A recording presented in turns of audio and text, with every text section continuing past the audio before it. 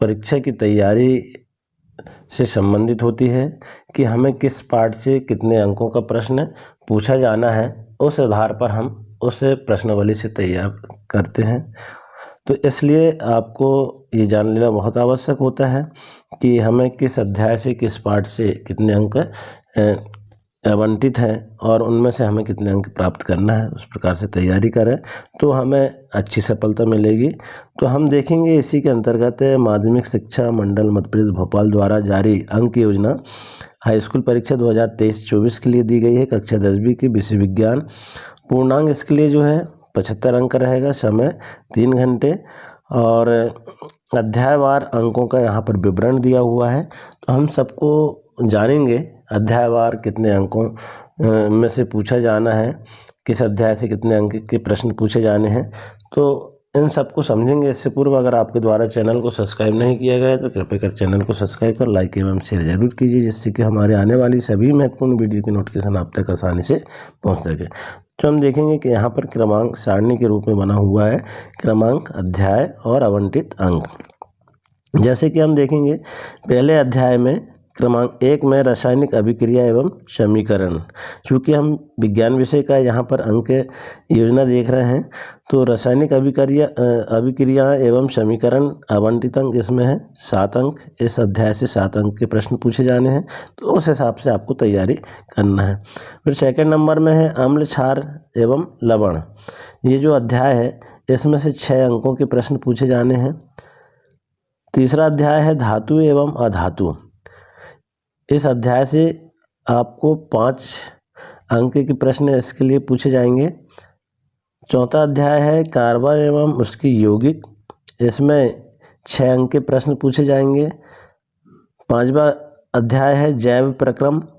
जैव प्रक्रम में से 8 अंक इसमें से पूछे जाएंगे, 8 अंकों के प्रश्न पूछे जाएंगे। तो इसमें जैव प्रक्रम में से ज़्यादा तैयारी आप कर लें, जिससे 8 अंक आपको यहाँ पर सालट मिल जाए।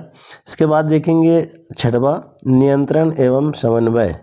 नियंत्रण एवं समन्वय में से 6 अंक इसमें से इस पार्ट में से पूछा जाएगा, अध्याय में से। अगला अध्याय है 7 जीवन जनन कैसे करते हैं। जीव जनन कैसे करते हैं, इस अध्याय से आपको 6 अंकों के प्रश्न पूछे जाना है।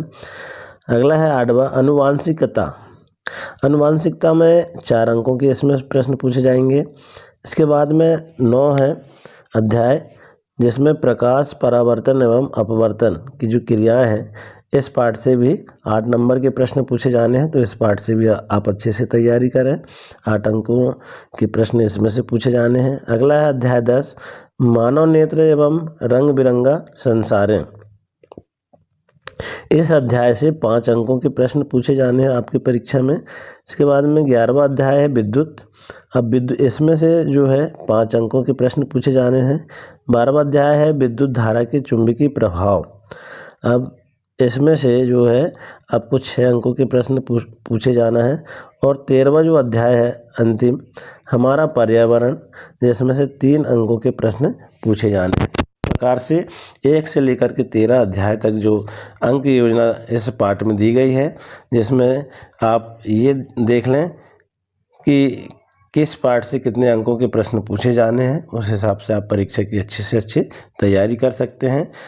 ऐसे हमारे 13 अध्याय तक पूरे प्रश्नों की संख्या यहाँ पर और अंकों की संख्या यहाँ पर 75 हो जाते हैं। इस प्रकार से आप भली भांति जो है इसको समझ लें और इसी से तैयारी आप करें कि किस अध्याय से कितने प्रश्न और कितने अंकों के पूछे जाना है। तो उपरोक्त पाठ्यक्रम के अनुसार मध्य प्रदेश राज्य शिक्षा केंद्र भोपाल द्वारा सत्र 2023-24 में प्रकाशित पाठ्य पुस्तक ही अधिकृत है। उसी के आधार पर ही आपसे वार्षिक परीक्षा में प्रश्न पूछे जाने हैं। तो आप जो है पाठ्यक्रम के अनुसार ही जो राज्य शिक्षा केंद्र द्वारा जारी हुई उसी से आप अच्छे से तैयारी करें। हम देखेंगे प्रश्न क्रमांक 1 से 5 तक। आपने प्रश्न पत्र देखा होगा बोर्ड परीक्षा का कि प्रश्न क्रमांक 1 से 5 तक 30 वस्तुनिष्ठ प्रश्न होते हैं और प्रत्येक प्रश्न पर 1 अंक निर्धारित होता है, जो आपकी परीक्षा उत्तीर्ण करने के लिए एवं आपके डिवीजन बनने के लिए, प्रतिशत बनाने के लिए अच्छे से अच्छे इसमें सहयोग प्राप्त हो जाता है।